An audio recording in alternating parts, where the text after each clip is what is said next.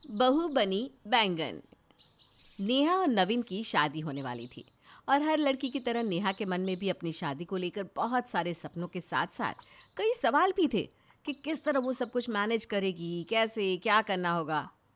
नेहा एक अच्छी बहू साबित होना चाहती थी, जिस कारण वो अपनी सभी शादीशुदा सहेलियों से शादी के बाद घर संभालने की टिप्स ले रही थी। मैं कैसे सब संभालूंगी रेशमा? क्या करना होता है ससुराल में? सुबह सुबह उठकर सबके पैर छूने होंगे क्या? मैं 8 बजे उठूँ या फिर 4 बजे? तो भी ना नेहा, क्या बेकार के सवाल कर रही है। घर का क्या है, घर तो संभल ही जाता है। जो नहीं संभलता है वो है पति पत्नी के बीच का रिश्ता। तू अपने स्किन रूटीन का ध्यान रखना, क्योंकि दिन में तूने कितनी ही मेहनत क्यों ना की हो, रात को सभी पतियों को अपनी पत्नी दमकती हुई ही चाहिए। पर दिन भर किचन में काम करने के बाद रात को कोई दमक कैसे सकता है? मैं तुझे ना 2-4 कॉस्मेटिक बता रही हूँ, उसके नाम लिख ले। रात को जब तेरे पति आने वाले हो, उसके 1 घंटे पहले ही मुंह धोकर उन क्रीम्स को लगा लेना और ना कॉम भी कर लेना। उससे तुझे मिलेगा no makeup makeup look. No makeup look चाहिए तो मेकअप में पैसे क्यों लगाऊं? तू भी ना रेशमा। जा मत मान। मैं ऐसे कई घरों को इन्हीं कारणों से टूटते हुए देख चुकी हूँ। जिन कारणों को तू छोटा मोटा बता रही है ना, उन्हीं छोटे मोटे कारणों से प्रीति का पति उसे छोड़ गया। और छोड़ी भी क्यों ना, वो दिन भर अपने ससुराल वालों के आगे पीछे घूमती रहती थी और रात को अपने पति को समय नहीं दे पाती थी। अपनी पत्नी का दिन भर का थका हारा चेहरा देख देख कर करण उब गया और एक दिन उसने उसे डिवोर्स दे दिया। उसके बाद पता है इल्ज़ाम किस पर आया? प्रीति पर। क्योंकि ससुराल वालों ने तो ये कहकर पल्ला झाड़ दिया कि तुझे अपने पति को प्रायोरिटी देनी चाहिए थी। हमारा क्या है, हम तो अपना काम खुद ही कर रहे थे बहू। अरे बाप रे बाप! फिर तो तुम मुझे प्रोडक्ट्स के नाम बता दो, मैं खरीद लूँगी और नवीन के आने के पहले ही अप्लाई कर लूँगी। अपनी फ्रेंड की बात मानकर नेहा वो सारे प्रोडक्ट्स लेने मार्केट जाती है, जहां उसे उसकी दूसरी फ्रेंड प्रिया मिलती है। और इसी टॉपिक में नेहा की प्रिया से भी बात शुरू हो जाती है, जिस पर प्रिया अपनी राय देते हुए कहती है। ये प्यार सुंदरता शादी के 1 महीने तक ही चलता है नेहा। इसके बाद तो जो सास कहे वही सच है। मतलब? मतलब कि जो सास कहे वही करो। सास का कहा सच, और जो सास ना कहे तो वो झूठ। किसी से भी बहस में साथ हमेशा सास का ही देना है। सास से सही ससुराल है और माँ से मायका। मायके में माँ से बैर न करो और ससुराल में सास से। और कहीं बाहर जाने से पहले ना सास से ज़रूर पूछना। सास अगर कह दी कि देख ले बहू, तो इसका मतलब ना होता है। बाप रे! किसी और बात का कुछ और मतलब भी हो सकता है। भगवान जाने कितने सारे कोड लैंग्वेज में बात करना पड़ेगा ससुराल में। मैं तुझे ना टाइम टाइम पर फ़ोन करती रहूँगी प्रिया, तो प्लीज़ मुझे बता देना। हाँ। और अपनी दोनों सहेलियों के दिए हुए नसीहत को लेकर नेहा पहुंच जाती है अपने ससुराल। और ससुराल का माहौल तो आप जानती हैं, नई आई हुई बहू की कैसे आगे पीछे सभी घूमते रहते हैं। पर अपनी फ्रेंड की सुनकर प्रिया का ध्यान तो बिल्कुल बस अपनी सास पर ही था, चाहे कोई कुछ भी कहे। ये बता नेहा, अगर कभी तेरे सास ससुर के बीच कोई कहा सुनी हो गई तो तू किसका साइड लेगी? मम्मी जी का, मौसी जी। अरे वाह संतोष, क्या सयानी बहू लाई है तू, जो पहले ही दिन खुले में कह रही है कि पक्ष तो मैं सास का ही लूँगी। अब तो तेरी लाइफ सेट है। ये सुनते ही संतोष अपने पर्स से 1100 रुपये निकाल कर अपनी बहू के हाथ में रख देती है। ये कहकर तो तूने मेरा दिल ही जीत लिया बहू। आज से तेरे ससुराल में तेरी बेस्ट फ्रेंड तेरी सास बन गई, समझ ले। अरे वाह! पहले ही दिन यहाँ तो सब कुछ सेट हो गया। मतलब प्रिया सही कह रही थी, सास से ही ससुराल है। और नेहा का ससुराल में पहला दिन बहुत ही अच्छी तरह से गुजर जाता है। अगली सुबह एक अच्छी बहू की तरह नेहा उठकर सभी के लिए खाने की तैयारी में लग जाती है और उसे काम करता देख उसकी सास उसके साथ आकर काम में मदद करने लग जाती है।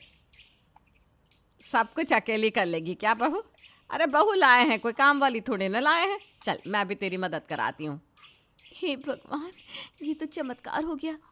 और तभी नेहा के फ़ोन में उसकी फ्रेंड मनप्रीत का मैसेज आता है और नेहा उसे इस बारे में बताती है कि उसकी सास किस तरह उसका साथ दे रही है, कितनी अच्छी है, उसका कितना ख्याल रख रही है। जिस पर मनप्रीत कहती है, सास यानी षड्यंत्र। तू पागल है क्या जो अपनी सास की बात में आ रही है? 4 दिन तो सबकी सास भली दिखने का ड्रामा करती है, पर अपना असली रंग दिखाने में उन्हें वक्त नहीं लगता। और उस वक्त काम आता है ससुर। ससुर कभी भी बेवजह तुझसे 10 काम नहीं करवाएगा। ये बेवजह उंगली करने की आदत ना औरतों की होती है। सर ढको, साड़ी पहनो, ऐसे चलो वैसे चलो, ये मत करो वो मत करो। अरे मर्दों का क्या है, वो तो आधे से ज़्यादा वक्त बाहर रहते हैं। मेरी मान तो अपने ससुर से बनाए रख, फिर सब कुछ अच्छा रहेगा। और जब सास का सुहाग ही ससुर से है तो हम क्यों ना डायरेक्ट ससुर से ही रिश्ता अच्छा कर रहे हैं, हाँ कि नहीं? हाँ, तेरी बात में दम तो है। मतलब ससुराल में सभी से बनाकर रखने के लिए प्रायोरिटी पापा जी को ही देनी होगी। और नेहा अपने लिस्ट में मनप्रीत की बात भी ऐड कर लेती है। खाना बनाते बनाते नेहा अपने ससुर जी के पास जाती है और उनकी फेवरेट डिश के बारे में पूछने लगती है। मेरा मेरा मनपसंद जानकर क्या करेगी बहू? मेरी पसंद की किसको पड़ी है? जा जाकर नवीन से पूछ। नहीं नहीं पापा जी, मैं वही बनाऊंगी जो आपको पसंद है, आपका फेवरेट खाना। तू मेरा फेवरेट खाना बनाना चाहती है बहू? हाँ नहीं तो क्या पापा जी, सास का सुहाग तो ससुर से ही होता है ना, तो उस हिसाब से सबसे इम्पोर्टेंट ससुर जी की मर्जी हुई ना। ये सुनते ही मनमोहन की आंखों में आंसू आ जाते हैं। न जाने मुझे मेरा पसंद का खाना खाए कितना वक्त हो गया बहू। कभी किसी ने जानना ही नहीं चाहा कि मुझे क्या पसंद है क्या नहीं।